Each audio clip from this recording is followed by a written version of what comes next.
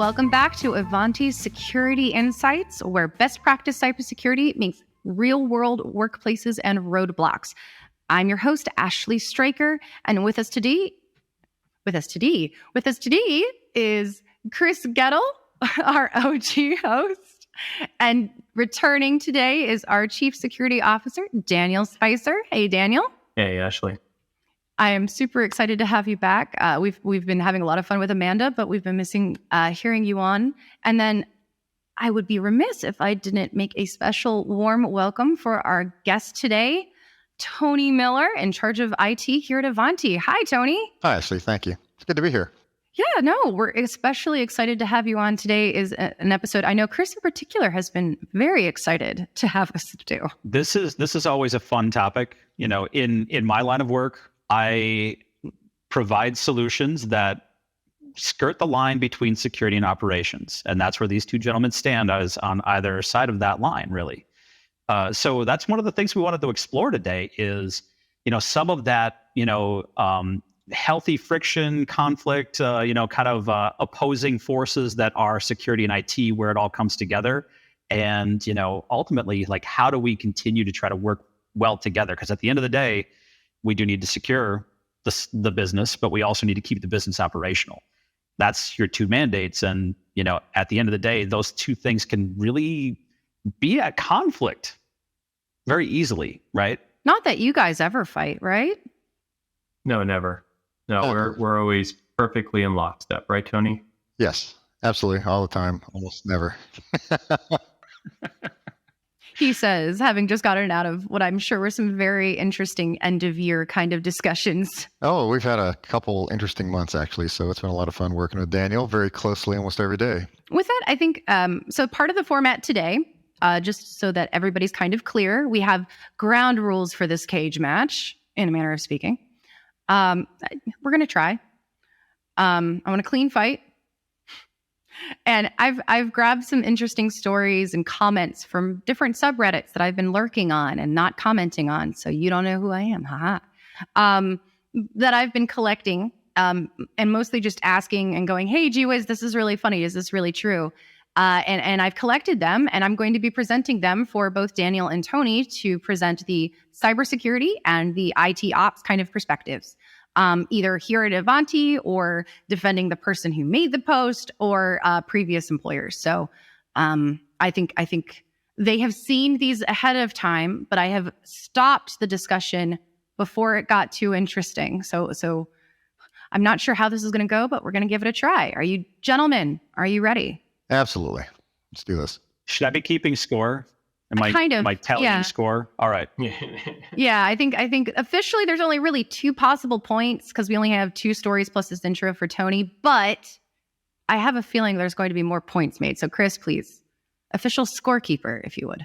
Understood. Tony, one of the stories I think would just be interesting and a neat way to introduce you. And I will, of course, have all of the links to all of the different Reddit posts in the show notes. So if you go to Ivanti, ivanti.com/security insights -31, the numbers 31, that'll be a quick link to head on over and get all of the resources, including links to all of the different Reddit posts that we'll have today. Our first one comes to us from our sysadmin, and it says, how much of a risk to security and stability are you in your role? Many of you are in positions where they are just responsible for systems which are mission critical to a project or company. I just wonder how much of a risk you are to that project or company, and if this is understood clearly by your management. If you turn evil or win the lottery, in how much trouble would your company be? Can you entertain me with juicy details about what would or could happen?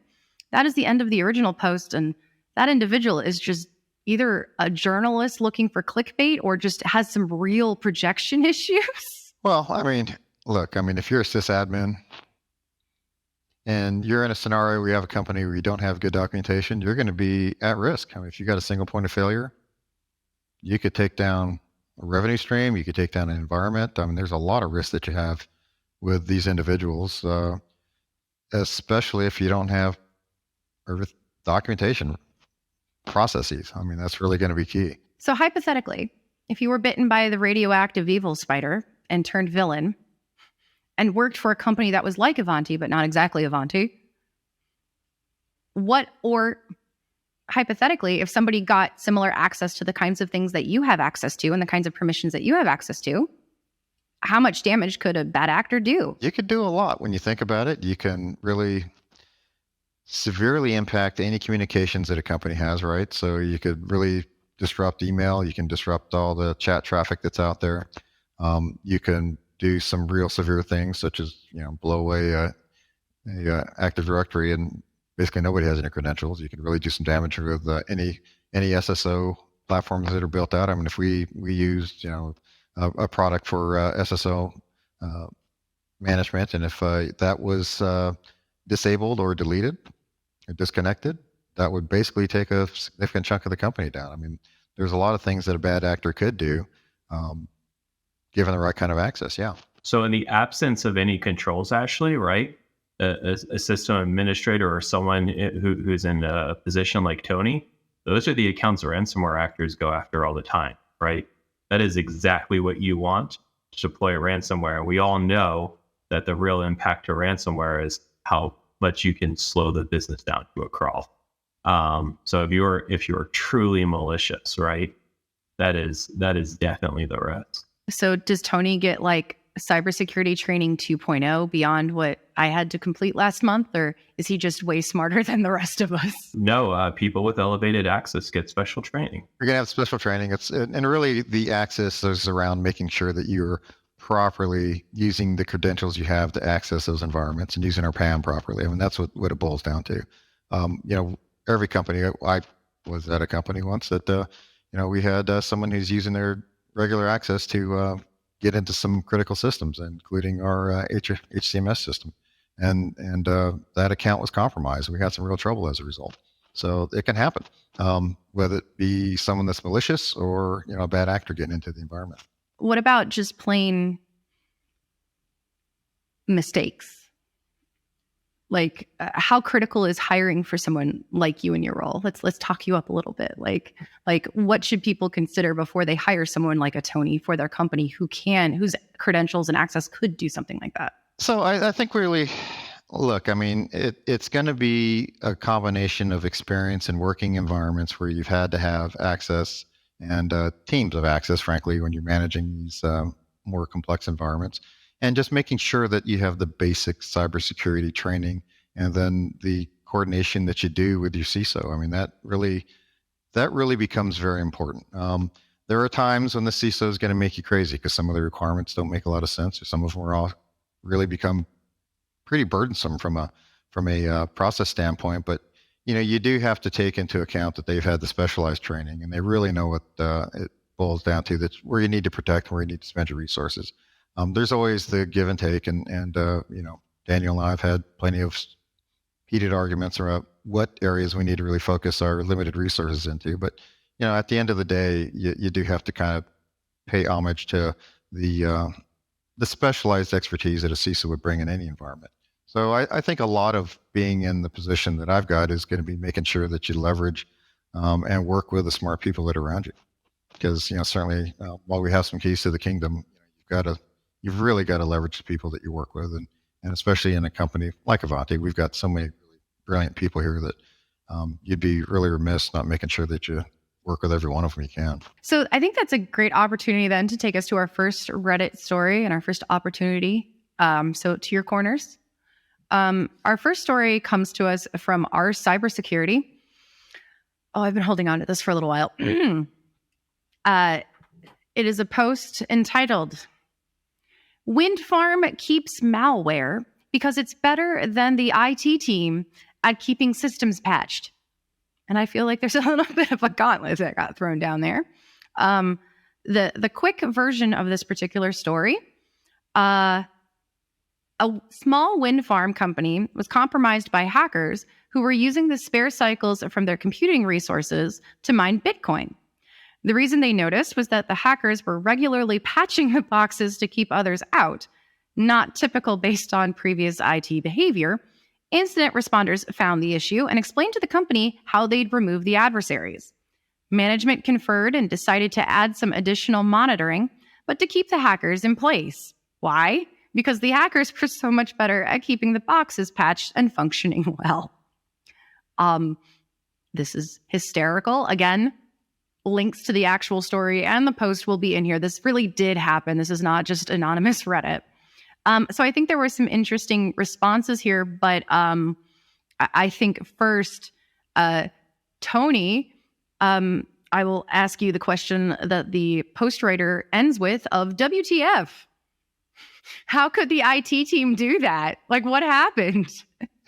I guess in some respects, I find this kind of offensive because why would I want someone outside of the company really kind of taking control of my environment? But, I look, if you don't have automated patching in place and you've got to do this manually and you've got even a small wind farm probably has thousands of machines, they might have one or two sysadmins, right? Maybe from a cost benefit analysis, it made sense. If I've got a Daniel that wants things patched all the time and it's got to be on the most current patch, and I don't have the resources, and I've got some some free resources here, why not? So contractually, you're basically paying them in Bitcoin at the end of the day. Yeah, because I would assume that the energy generation is free. So yeah, it is going to be the Bitcoin. Right. So it didn't disrupt your business, right? So nope. IT mandate, the business was still running.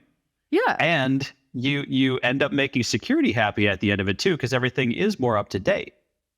And it's still super green. Exactly. Right? I was thinking you can't blame them for trying to do something green there. I think we would just onboard them. Yeah. Bring them on as vendor.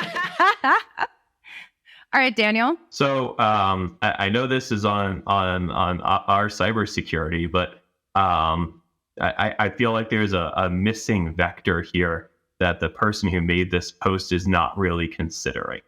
And that is the three pieces that we really talk about in cybersecurity is confidentiality, integrity, and availability, right? And so patching obviously has a lot to play in confidentiality and integrity. But it goes in both directions, right? If you are not properly taking the steps to vet the patches before you deploy them, you can bring critical systems down, or you could end up in an integrity problem where the system is no longer functioning or producing data that you weren't expecting. And so it's a little mind-blowing to me that that's not the first thing that people started pointing out on this post, because look, I want patches out as fast as humanly possible, and that requires a certain amount of risk prioritization though, so that we can spend the time to do proper due diligence before those patches roll out. But I'd also, and this is never going to be an Ivanti problem, shout out to Chris here, because we have a solution that does automated patching, right? So it's a little disingenuous for me to complain about some of this because we build the solution that solves this problem. But I think that that a team that did not consider whether or not systems would go down because an unauthorized third party that is not part of proper processing and change management is making arbitrary changes to their system, that's truly mind-blowing to me. So when the wind farm goes down, right? But did they not say that they put additional monitoring in place? Monitoring for what? Make sure they're only generating Bitcoin and patching. If they do anything more, then we're going to put the brakes on them. But what if the patch breaks something? I think the hypothetical here is like a situation that how did anyone let themselves get into that? That's an interesting question, but the underlying friction that it causes is definitely a common one that I hear a lot of times. Again, being in the patch space, there's always that back and forth between there. So Tony, Daniel and team want you guys to move it as fast as possible to reduce risk. Let me kind of bring up a recent example. We had the Microsoft Patch Tuesday. It just happened here for November. There were 4 0 days in the Windows OS this month, actively being exploited. So to Daniel, that says, okay, we've got 4 different ways that threat actors can now take advantage of systems in our environment. We need to close that gap pretty quickly. So from a process perspective, how do you get things rolled out as quickly as possible to make them happy, but at the same time, keep your ultimate mandate of keeping the business up and functional is really at the end of the day what the underlying thread to this whole article was, right? And Bitcoin has tanked, so we can't use that as a bribe. We can't pay threat actors via Bitcoin anymore. That just won't be a very big incentive. Tony's budget ideas for this next year just went out the window.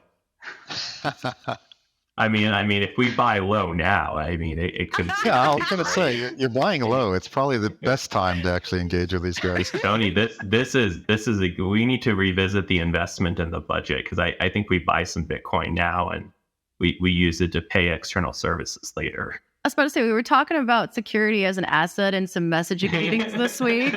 I don't think this is quite where they were thinking. All right. Yep. But point stands, Tony, how do you reconcile the two within IT? And when do you tell security they can go do something unmentionable? I guess in a real sense, neurons for patch management is how we manage this, right? So we do get the threats that are all the threat vectors that are out there, and they're prioritized for us. So when we're going through our patch cycles on every patch Tuesday and every month when we're patching all our VMs, we make sure that we are monitoring patch intelligence to see that we have acted upon everything that has got a high threat risk to it. I mean, that's what we do. We've got an automation team that's dedicated to this, and that's what they do every day.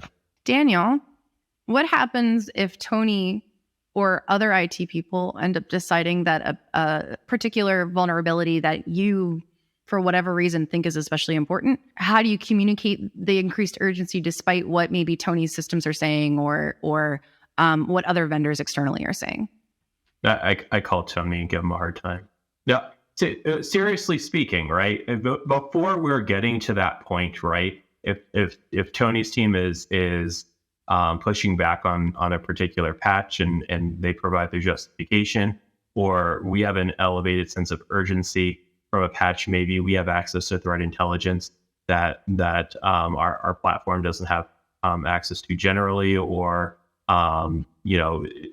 it's not up to date in that way. Sometimes we would do a risk evaluation of that, and that's when we can go and talk to Tony and relay the urgency or discuss mitigating controls, right? Shame on any IT team who has not, or an InfoSec team rather, who has not come in and talked about this from a risk point of view, right? Because that's really the position that anyone should be taking. And there are multiple ways to look at risk. And again, going back to this wind farm example, right? Like, you have were those decisions good risk decisions? I'm not convinced, right? One of the comments that caught my attention was, to be fair, I'd keep things patched faster too if I didn't have a CAB or change advisory board. It's a perfect example. No, it's a perfect example of someone who doesn't appreciate the reason those controls are in place, right? Because from an InfoSec perspective, it's not just about getting the patch on the system to fix the vulnerability. I also want to make sure, and this is where InfoSec and IT ops should be aligning. I want to keep the system up and running. There is an availability component to InfoSec, and if you don't appreciate that, you're missing a whole third of CIA, right? Right. All right. So, Tony, did you have any final closing thoughts about this particular story, incident, final right hooks you'd like to throw? Well, I guess, from my standpoint, there are times, and Daniel and I have had these conversations where he's got a priority around a vulnerability that he wants to mitigate. But there are the day-to-day operational tasks that need to get done, and we've got to place it into a backlog. I'll be the first to admit there are times that we're going to push some of those backlog items back just because we've got other issues that we have to address. Really, to Daniel's point, to keep the availability high. And, some of those discussions, and candidly, we had one a couple weeks ago, they got a little heated because there is an issue that Daniel was looking for us to mitigate that we're pushing back on, and we want to push it out a couple weeks. So that is something where we've got to come together and have a conversation and really kind of work through what the timing is. And, those happen. Those events happen. Those happen with us on a fairly regular basis because there's a lot going on. But at the end of the day, it's about sitting down and making sure that you can work through what the process is going to be. And, a lot of compromises end up with both parties being unsatisfied, right? That's the perfect compromise. Nobody's happy. And that's kind of where we end up lots of times. We've got more work than we want to do, and Daniel's not getting a timeline that he wants to hit, but that's how, that's life. That's the way the world works, frankly. So Chris, my scorekeeper, who do you think came out in that one? I was just wondering about that. I think I give like a half a point to each of them, but a -1 to the business, because if you don't give both IT and security an increase in pay, they could destroy everything in a heartbeat. And then you're relying on hackers and the Bitcoin price being high. Right. Yeah, we'll come back to that later. I'm keeping a tally of top few things that we've learned from today, and investing in Bitcoin is going to be in that lineup. Hold on. Well, Bitcoin being low means they just need more machines to generate Bitcoin. So that actually that makes it a good scenario for me. Right. And for wind farm, yeah. For the wind farm IT VP, he's having fun. I joke around with Rachel that she's never going to let me have access to anything after certain episodes air of this podcast. After I present hypotheticals, I'm getting worried, Tony, about your and Daniel's Bitcoin investment ideas. All right, so moving on to our second story here. This one comes to us from RIT.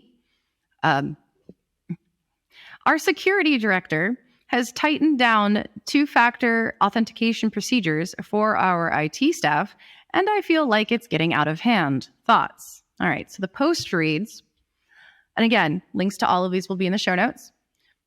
Our security director has tightened down on two-factor authentication procedures for our IT staff, and I feel like it's getting out of hand and it's taxing our already limited labor.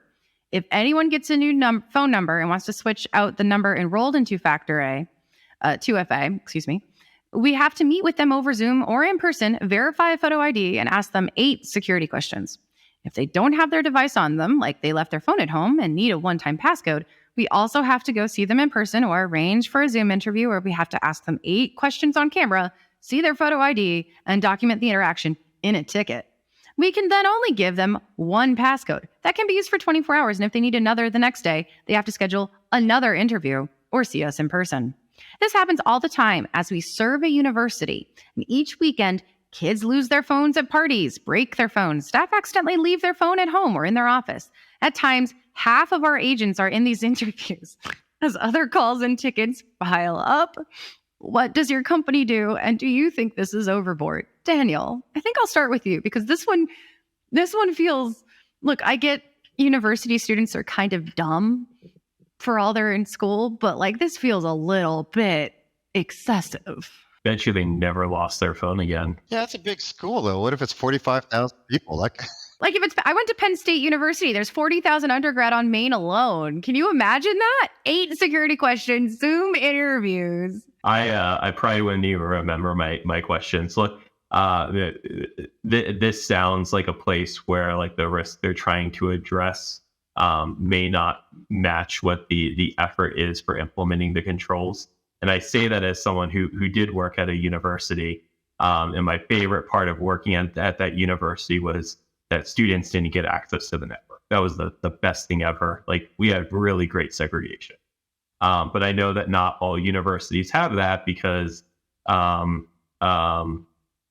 universities are both older institutions that are always trying to move really fast in order to perform cutting edge research. And so the fact that we had good network segmentation, it was a welcomed feature of our university that I know that we did not share with a lot of others. That said, I'll give another example of one that Ivanti is currently going through that I'm expecting some pushback, and been working closely with Tony on now. Absolutely. You ready for this? We're going to disable removable media from machines, which traditionally has been more of a, banking kind of financial control. But now that everyone's remote, this is a more critical control. And I can already sense that there are some people not so thrilled about that decision. Do you sense it? I'm a little annoyed. Ashley, do you feel strongly about this topic? And so here's the thing, though. The front line that's going to deal with this is my team, because Daniel's going to hide behind his policy. Yeah, Tony, can you talk to him about, because I'm just a token mere one. How many people are you dealing with at Ivanti, Sir Tony? Oh, we're at 3,500 plus right now. So when you think about this, Daniel's going to issue the edict. That's what's going to come out. It's going to come out on Ivanti everywhere, and everybody's going to see it. But the tickets are going to flow into my team, and we're going to have to deal with it. We're going to have to explain it, and this is one of those things that we're going to end up explaining 3,000 plus times, because it's going to be a very hard one for people to accept. And Daniel's smiling because he's not going to have to interact with any of those folks outside of maybe one or two folks from the ELT. Okay, Daniel, let's give you the opportunity to try and explain it and suffer for Tony a little bit, since, then Tony can just link to this podcast and say, here, let Daniel explain this. And so here, Daniel, explain it. Oh, this will be perfect in January, yeah. We're going to increase our internal viewership so much. We are. The truth of the matter, right, is we're implementing this control because it is important to the business, because it is a huge reduction against insider threats or accidental theft and loss of systems. Also, admittedly, it's a real way to save an incredible amount of money, because I'm actually going to see a decrease on our cyber insurance bill by implementing the control. And it does not cost me anything to implement it, except all of Tony's frustration and tears. There's real money attached to that, because there's overtime, there's lost goodwill. You're using up some of your banked favors with Tony's team to deal with this. Well, yeah, I mean, the reality is the MTTR for the org is going to increase, because we're going to drop several thousand tickets in there that are going to, we'll close them quickly, but they're going to take some explanation, and there's going to be a lot of folks, to your point, goodwill is going to go down some. It's going to be a tough one. There are certain security controls that I know are painful to deal with that make a real impact on the business. And the example here that we started out with was two-factor. That is like one of the number one examples of a place where it's a security control, but for a very long time, and for many organizations still, it is so hard to get done because you're not getting that buy-in. And so the way that Tony and I are trying to resolve this, and Tony, feel free to, if I miss anything, is trying to get the message out before we make the change, what the change is, why we're doing it, the fact that we acknowledge there are valid exceptions on why people may still need removable media, and how to get those addressed before the change comes down, and working with the leadership teams across the different business units to help make sure that we've identified all those exceptions and get them processed ahead of time, so that we aren't creating that huge burden for the team. So that's the true, movement. I just wanted to toss this over to Chris for a second as my token business kind of representative. This sounds like a very logical. I'm emotionally invested. I'm trying to remove my personal, not that I have any dog in this fight, clearly. Breathe through it. Oh man, I have a vertical mouse for my carpal tunnel that I plug in using a USB. So and that's one of the things that we have to address with that forward-facing communication, right? Nothing is going to affect your dock or your webcam or your mouse. It's about storage, right? Your So like a flash USB drives, your drive. external hard drives. Those are the things that we have to restrict. Okay, And so that's I why feel getting the better. message. Just wanted to make sure you were sweating, Ashley. Yeah, thanks. Jeez. But that's why you start off with early communication to clear up those miscommunications before they create an influx of problems for the team. We saved you a ticket, Tony. I was about to protest. So this is one of those areas, January, though, we'll say. right? Yep. This is definitely one of those areas that I hear from a number of companies that, there's no quicker way to get a security control removed from the environment than to impede the ability for, employees to get their work done, or raise the cost of supportability of the environment to a point where your risk and what you actually saved are out of balance, right? So this is definitely one of those areas: device control, app control, privilege management. A lot of those traditionally have been really hard to implement without increasing the cost of supporting the users in their ability to get work done. And we find a lot of customers run into major challenges there. And that's where they have to work through a lot of those. Hey, what should the policy do to reduce that impact as much as possible? So Daniel's point is very right there. Tony's point is absolutely founded in a sense of reality. I can tell you over the years, like going through a couple of generations of NAC and other things, trying to ramp up and become more widely adopted, and then being thrown back out because it just made it too difficult to you see these things happen in more highly regulated environments because they absolutely are mandated and have to. It's not that it can't be done in other organizations, but it's got to be done right. And I think Tony's concern is absolutely real. Daniel's point of, if we communicate this, define things well, and get ahead of it with addressing kind of the things that will impede the ability to get work done, by eliminating that in advance, yeah, it can be done, right? But it's challenging. What would be the number one worst way to try and do this? Like, that somebody could feasibly, hypothetically do? Like, so either the 2-factor authentication edict from on high of photo ID, interview, and 8 security questions. I'm sorry, that's just a little excessive in my opinion. Or this implementation of no flash drives are going to be able to be used anymore. How could, Tony, from your perspective, what would be the absolute worst way for Daniel to just have this happen, like that you have seen other security people try and do?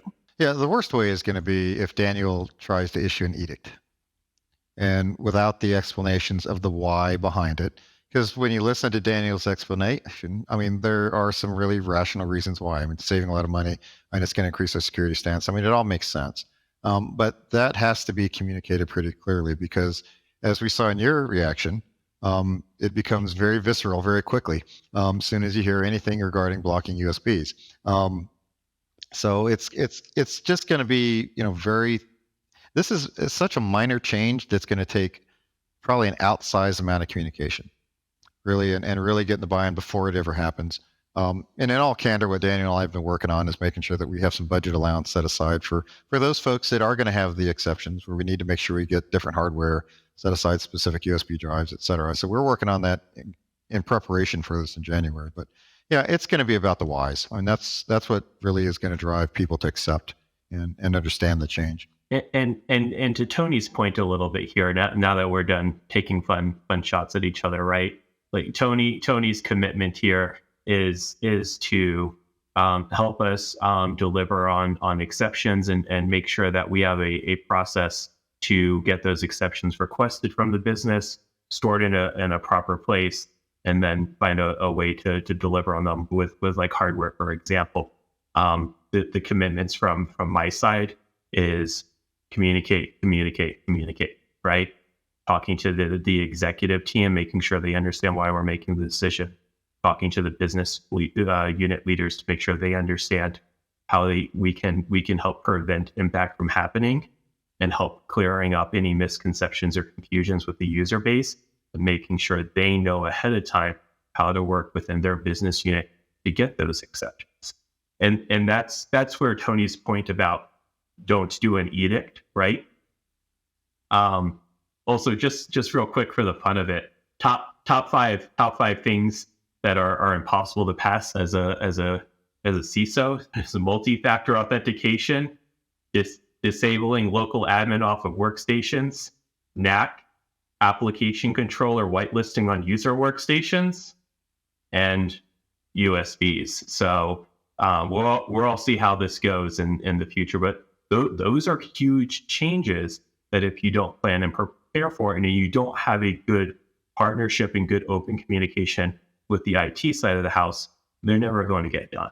We started this conversation a couple months ago. So in terms of planning and preparation for something that's happening in Q1. So, and it's going to take every bit of that time to get this done correctly. So you didn't bring up the whole disabling local admin, Daniel. That's the next big change that's coming down the pike. That's foreshadowing conversations for 2023. I have this program that I'm using to help shortcut some stuff that We've got a solution that can help with that and give elevated permissions to specific things only when needed. Oh my word. Sorry. All right. I know, marketing product plug. So scoring for this round, I'm going to give a full point to Tony for his responses. But I'm also going to give a full point to Daniel for conceding that edict approach is not the way. Ashley gets a negative one for overreacting to this policy before it's even released. Come on, Ashley. Dude. All right, continue. That is it. I am on par with the business that let their windmills get taken over by hackers because they patch better. I am at that level. Yep. Oh, this is bull.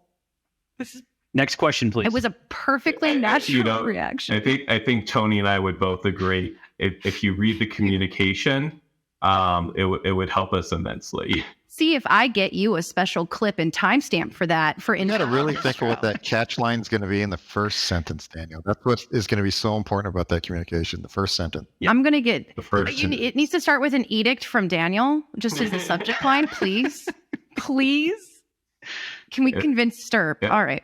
I'll start by telling everyone that that this is a thing, and then all the rest of it's just good news.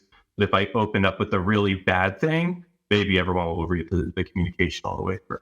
And with that, I think I'm gonna close this particular episode. Thanks, Chris, for throwing me under the bus. Thank you, Daniel, for being willing to come back on and talk with us. And thank you, Tony, so much for coming to join us. I truly hope you'll come back. We haven't scared you off, I hope. This was fun. No, I'd like to come back. And thank all of you guys for coming and listening to us today. If you'd like to continue today's conversation, perhaps suggest some more alternative subject lines for the non-edict coming to internal computers at my work here shortly. You can join the community at Go Ivanti. That's Go Ivanti on your major social media platform of choice. Not touching Twitter right now. Check out the show notes for links to all of the mentioned resources, including the Reddit threads that we used, as well as some additional information that we think you guys might find useful. You can find this podcast at Ivanti, Ivanti.com/security insights. I got that vanity URL set up finally. And you'll also find there more about our guest today, Tony Miller, as well as our other recurring guests, Daniel Spicer and Chris Goettl, and me if you want to say hi. And if you felt like today's conversation was interesting, informative, vaguely entertaining, mildly thought-provoking, or just generally inciting, please share with your teammates, your friends, your coworkers. The more times you share this, the more people download it, and the more the algorithms love us. That's my marketing pitch for today. And the more we'll be able to reach more InfoSec people like y'all who might be interested. So with that, we're signing off. Stay safe, and we'll talk soon. Bye, guys. Bye, guys. Take care.